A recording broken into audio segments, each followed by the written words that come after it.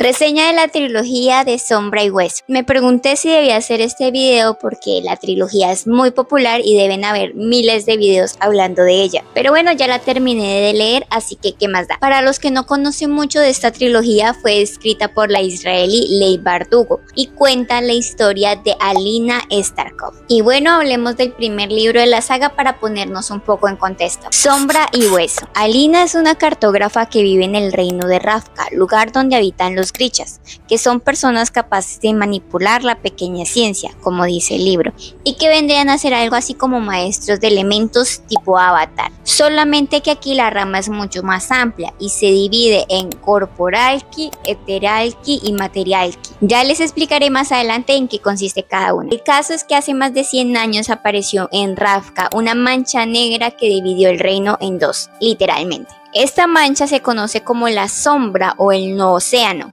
aunque nadie le dice así, y es tan oscura que una vez adentro no puedes ver absolutamente nada.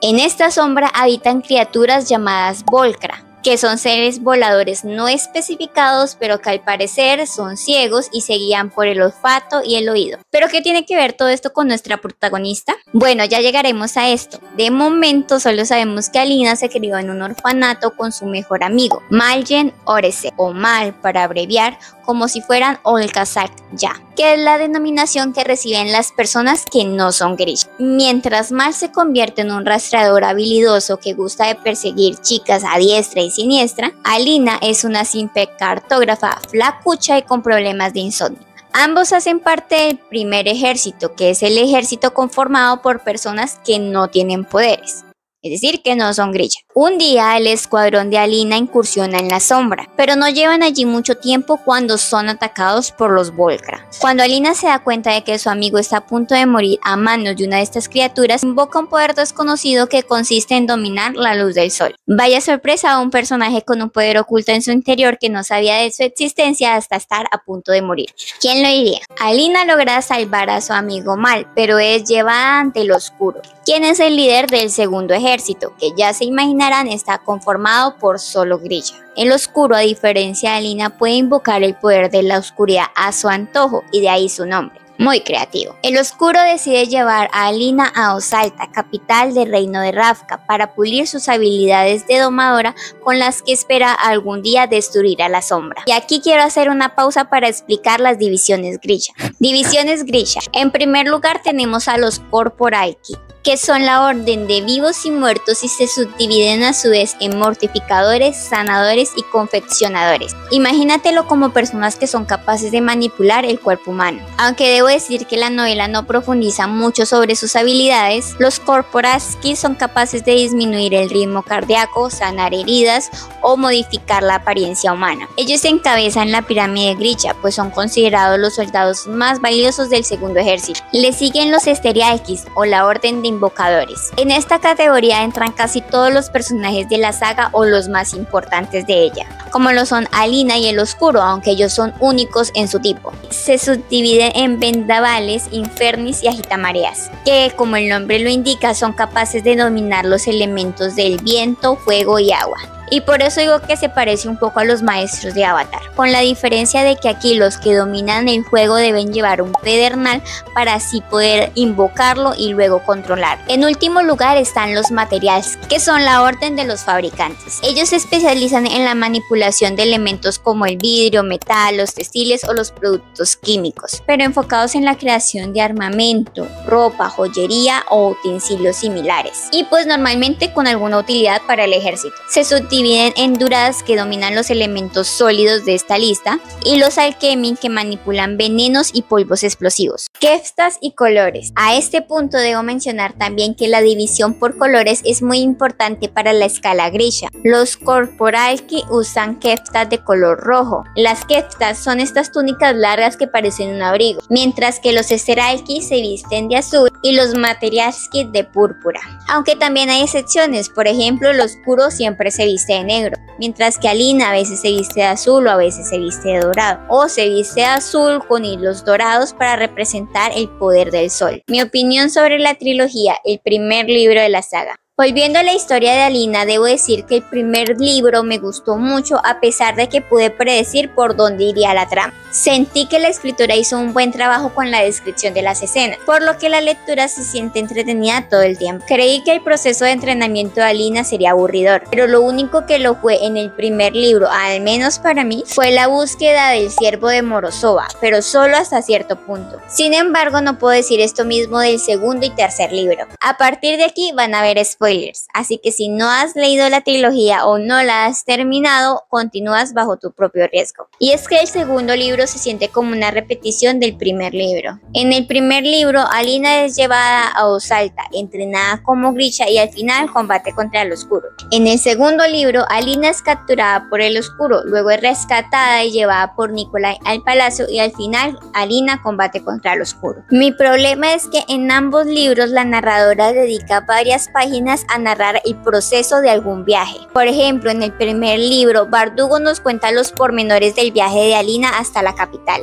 Luego narra el día a día de su vida en el palacio y más tarde narra los detalles del viaje que emprenden ella y Mal en busca del ciervo. Es decir, dedica una serie de párrafos no tan largos a contar detalles que a la larga no son tan esenciales para la historia y que más bien nos dicen algo de los personajes. Dejando esto de lado, no me molestó leer detalles como estos en el primer libro, teniendo en cuenta que hasta ahora nos estamos familiarizando con los personajes y con la historia. Sin embargo, que repitiera este mismo formato en el segundo sí me resultó algo tedioso. Asedio y tormenta. El segundo libro de la trilogía tiene muchas cosas rescatables, a pesar de que ella, como lo mencioné, repite el formato del primero. En él aparece mi personaje favorito por mucho, que es Nikolai Lanzov. Nikolai aparece en primer lugar como Sturmhorn, un corsario que trabaja para el reino de Ravka, o al menos eso aparenta. Me encanta la personalidad de Nikolai y la facilidad que tiene para dominar cualquier arte. Eso sin contar el sentido que tiene por su cuidado personal. Él vendría a ser el tercer interés amoroso de Alina si contamos al Oscuro y a Mal. En el segundo libro, Alina y Mal escapan del Oscuro y tratan de llevar una vida normal en el extranjero. Pero entonces este los encuentra y los secuestra. En un barco de propiedad de Sturmhorn viajan a través del océano en busca de Rusalje, también conocida como el látigo marino, una serpiente de hermosas escamas. Más tarde nos revelan que el corsario es en realidad el segundo hijo del rey, Nikolai, aunque para mí fue bastante obvio desde el comienzo. Príncipe que supuestamente estaba cumpliendo su servicio militar en el primer ejército. Esto lo cambia todo, pues Sturmhorn, ahora Nikolai, ayuda a Alina y a Mal a escapar de las garras del Oscuro para viajar de vuelta a Osalta y poder entrenarse para derrotarlo. Ruina y ascenso. En este último libro de la saga nos quedamos en que Alina y Mal terminan viviendo en el subsuelo, en una comunidad conformada por los feligreses devotos a cargo del Aparat, una especie de sacerdote consejero que antes servía al rey. Lo verán en el primer libro. Para este punto, Alina es considerada por muchos ravkanos como una santa que liberará al pueblo del poder de la sombra. Para mostrar su devoción, muchos de ellos se tatúan un sol en el pecho, que es la marca de la invocadora de sol.